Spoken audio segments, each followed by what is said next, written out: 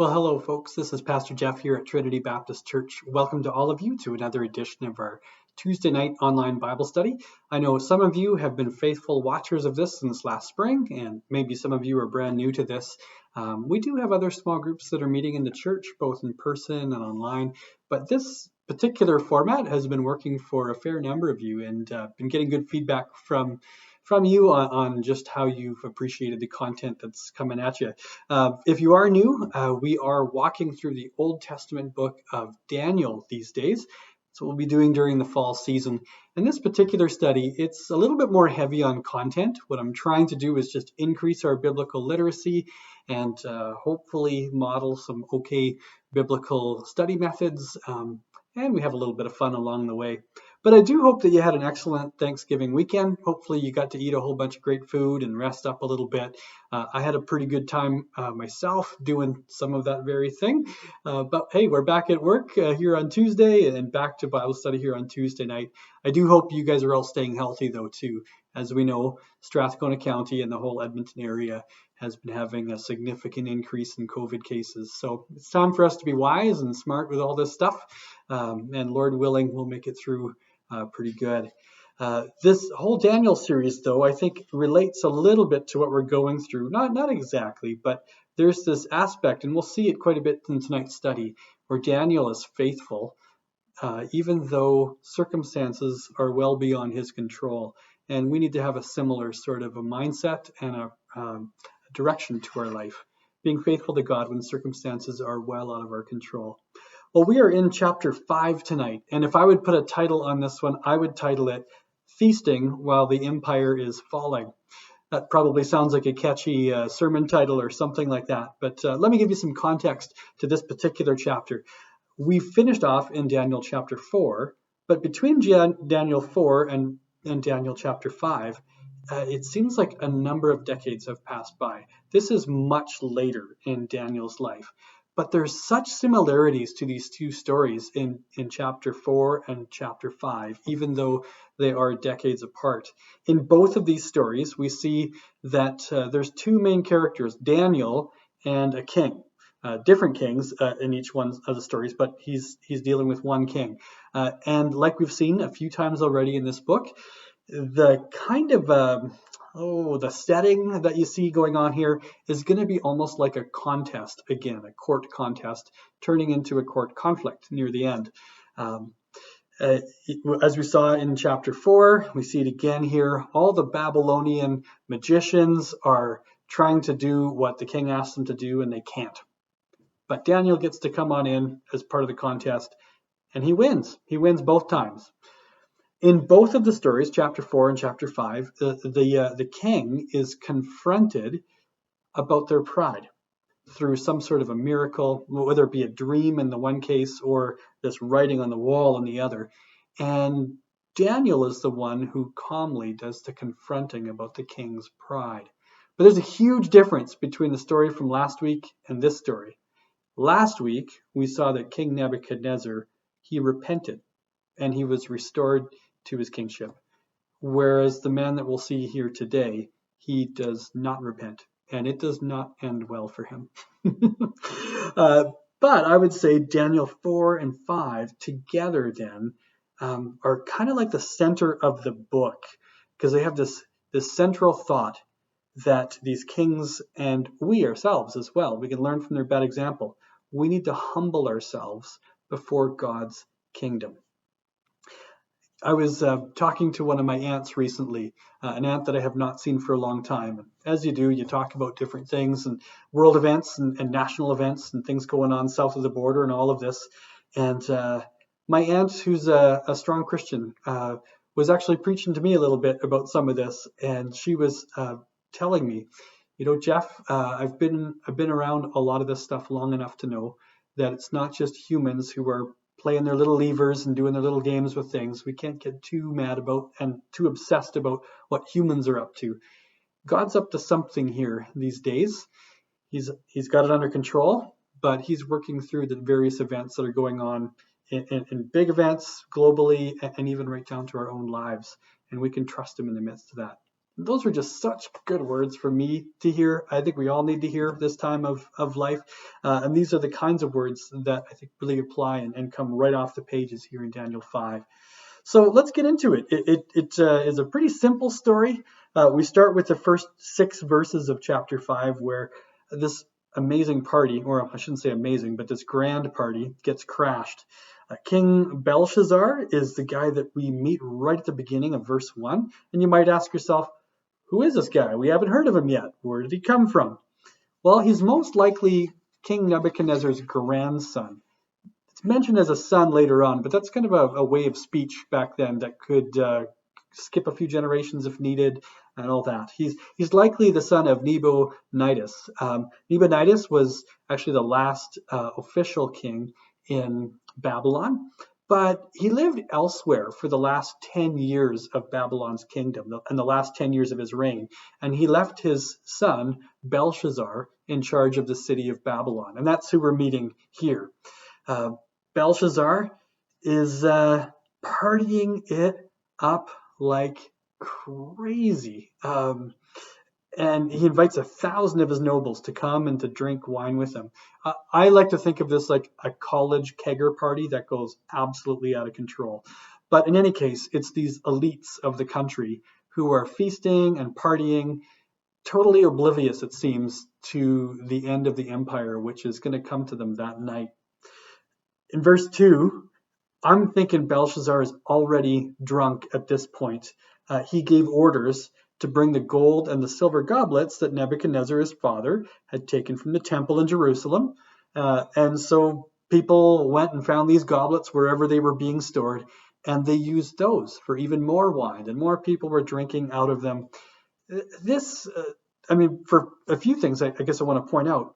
If you go back to our very first examination of Daniel chapter 1, you'll remember me saying these particular goblets and different things, they were carried off from Jerusalem to Babylon, and we never heard about them until now. Now is the time when we take the stuff off the shelf. They figure back into the story here. And what Belshazzar is doing with them is just utter sacrilege and mockery of this God of Israel, of this conquered peoples. He's just kind of gross with it. He's really rubbing it in their faces. And I think there's a little bit of an application for us here. I'm not trying to pick on particular people or paint all people with a bad brush, but there are some folks who might not share your Christian beliefs, who really don't respect holy things at all. Most people out there are pretty decent human beings, no matter what they believe. But there's some people who don't share our beliefs, who are very disrespectful to holy things, whether it be communion goblets or things like that we have, whether it be disrespect in regards to prayer or scripture or to marriage or whatever. And that's just a sobering reminder for us that there are folks like that who are out there. Verse 4, though, we get into this. As they're drinking this wine out of these goblets, they start praising the gods of gold and silver and bronze and iron and wood and stone, which obviously to a Jewish person at the time would have been pretty offensive because that's idolatry. But I think it's kind of interesting to note that this would have likely been quite offensive even to some other Babylonians. You have these drunk elite nobles who are up to no good, doing stuff that probably even an everyday citizen in Babylon would think is going too far. Anyway, the party gets crashed in verses 5 and 6. And you know the story. Suddenly, these fingers of a human hand appear, and they write a message on a part of the wall that has the lampstand close by, so it's not like anyone could miss this stuff. And this is when the king gets pale. He gets scared. And this is also where that old saying, you might have heard that saying before, the writing is on the wall. In other words, the fall is imminent. And that's where this comes from. So, of course, the king, he panics. He calls kind of 911 figuratively, so to speak. He hopes to get things interpreted as soon as he can. So he offers prizes and a promotion to any of his usual guys, his interpreters and magicians and whoever, hoping that one of them can interpret the meaning of this writing on the wall. We've seen the king of Babylon do this kind of thing before, back in chapter 2 and in chapter 4, and here it is happening again. Unfortunately, absolutely none of them can get the job done. Well, no surprise. We've seen that already multiple times. So what do they do then? Well, verse 10, this is where it gets kind of fun. It says the queen, but if your Bible's like mine, I have a little footnote in it that mentions that this could likely be the queen mother. This very well could be Nebuchadnezzar's old wife, an old lady. I like how it says this. Hearing the voices of the king and his nobles, came into the banquet hall. She wasn't a part of this party, but whether she heard the noise of the party beforehand or all the ruckus that's now happened as everyone's a little scared, and she comes in and she gives her little address, but then she says, there's this man of old that you should consider. I wonder if she's biting her tongue at this point and almost ready to wag her finger, kind of like maybe the Queen of England right now, who sometimes has to put up with misbehaving children or extended family members. But in any case, here the Queen gives a suggestion. She's like, come on, don't you remember this guy of old who was Nebuchadnezzar's trusted man, a trusted advisor, a guy who seemed to have the spirit of the gods within him? I find it interesting that she calls him Daniel. She doesn't call him by the name that Nebuchadnezzar gave him. She called him by his original Israelite name, which makes you wonder whether he has really earned her respect over the years. But in any case, she's like, you should look this guy up. Give him a call. This is a little bit like if you go back to Genesis 41, for example. There's that story of Joseph, who also was gifted with interpreting dreams and such, sitting in prison, waiting his time. And the cupbearer to the king, you might remember, he has those aha moments to the Pharaoh and say, hey, you should look this guy up. So same thing's kind of going on here. Hey, you should look this guy up. So they do. And I think it's worth pointing out that Daniel was likely sitting in wherever he was for a long time at this point. It's been decades since perhaps some of the last times that he was in front of Nebuchadnezzar, at least a decade. And yeah, I bet you he's feeling forgotten. He's been away from Israel for a very long time. He's been in exile for a very long time. And you kind of wonder, like, how would have he been feeling here? Had he been feeling forgotten about, not just by the Babylonians, but maybe by God himself? I don't know. I think some of us kind of get this feeling a little bit. Obviously, we're in our 8th month of COVID. Some of us are getting pretty ragged at this point. Mental health issues, as we know, in the province are an ongoing concern. I've heard some different stories from afar, and I've even picked up vibes from very close within our church of people who are just feeling really ragged at this point. How are you doing? How would you be doing in Daniel's situation here? He seems to be a man of patient endurance, and I think we can get some hope from that. But let's flip it around here now. Get back to the story. Verse 13. Daniel was brought before the king. Somehow they found him, they brought him up, and Belshazzar, he makes his pitch to Daniel, asking him to interpret this writing on the wall. I read all of verses 13 through 16 where Belshazzar is speaking. I read it as if a drunk man is speaking. You can just imagine him. He's loaded up, and he's promising the moon, he's promising the purple robe and the bling and the gold chain, and he's going to promise them the 3rd place in the kingdom, which is interesting because why wouldn't he give him the 2nd? Well, probably because this Belshazzar is actually 2nd in command, and his dad, as I mentioned before, who's elsewhere in the kingdom, is actually the guy in charge. But anyway, but he starts off his little speech to Daniel by kind of asking him one of these rhetorical questions. Are you Daniel, one of the exiles my father, the king, brought from Judah? Like, talk about a little bit of a low blow right off the bat, as if he needed to be reminded that he's an exile and has been there for decades upon decades. But wow, like that's not a fun way to start. But anyway, he asks him to interpret, and what do you know? Daniel is able to do it. So we see him give a long speech from verse 17 right down to 28. And you think that he's going to just launch into it and start interpreting the dream. But no. First, when Daniel starts talking now, he just does a little timeout and he wants to give a history lesson. And he recounts what God did to Nebuchadnezzar when Nebuchadnezzar was full of pride. And he talked about how Nebuchadnezzar went through this horrible time of being driven away from people and went mad for a while, actually, until he acknowledged that the Most High God is sovereign over all kingdoms on earth and sets over them anyone he wishes. That was the lesson that Daniel wanted to give to this young ruler who was full of pride. Give him a little history lesson first on what his grandpa went through and how his grandpa actually learned a lesson.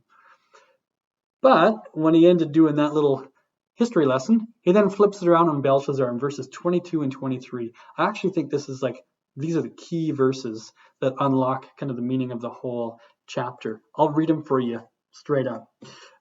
He says, but you can imagine him pointing his finger at Belshazzar, but you, Belshazzar, his son, have not humbled yourself, though you knew all this history about Nebuchadnezzar. He knew it. He just ignored it. Instead, you have set yourself up against the Lord of heaven. You had the goblets from his temple brought to you, and you and your nobles, your wives, and your concubines drank wine from them.